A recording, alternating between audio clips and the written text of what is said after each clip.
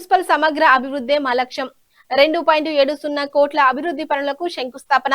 శుక్రవారం ఇస్నాపూర్ మున్సిపాలిటీ పరిధిలోని రుద్రారం, పాశం మైలారం, చిట్కుల్ వార్డుల్లో సుమారు 2.70 కోట్ల రూపాయల అంచనా వ్యయంతో చేపట్టనున్న సీసీ రోడ్లు, అంతర్గత మురుగునీటి కాలువల నిర్మాణ పనులకు శంకుస్థాపన చేశారు.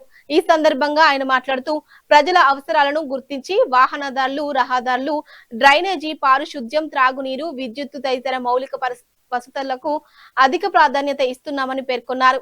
మున్సిపాలిటీలోని ప్రతి వార్డును సమానంగా అభివృద్ధి చేయడంతో పాటు కాలనీల్లో ప్రజలు ఎదుర్కొంటున్న సమస్యలను క్షేత్రస్థాయిలో గుర్తించి వాటికి శాశ్వత పరిష్కారం చూపేందుకు చర్యలు తీసుకుంటున్నామని చెప్పారు.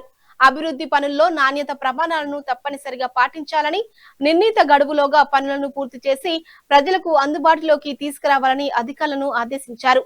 ప్రజలకు మెరుగైన జీవన ప్రమాణాలు కల్పించడమే తమ ప్రధాన లక్ష్యమని స్పష్టం చేశారు.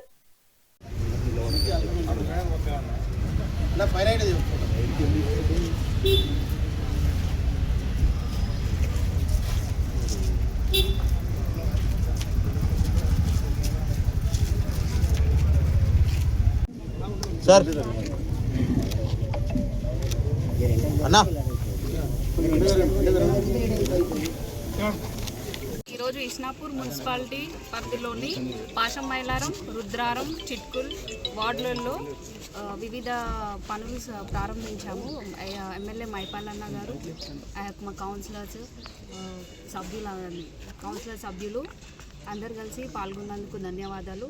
అభివృద్ధి పనులు వచ్చేసి డ్రైనేజ్ వర్క్స్, సీసీ రోడ్స్ ప్రారంభించడం జరిగింది. సుమారుగా 3 కోట్ల అంచనా బడ్జెట్ పెట్టడం జరిగింది. దీంట్లో కాంట్రాక్టర్ ఎంత తొందరగా వీలైతే అంత తొందరగా వర్క్స్ అన్ని మంచిగా కంప్లీట్ చేయాలని కోరుతున్నాను.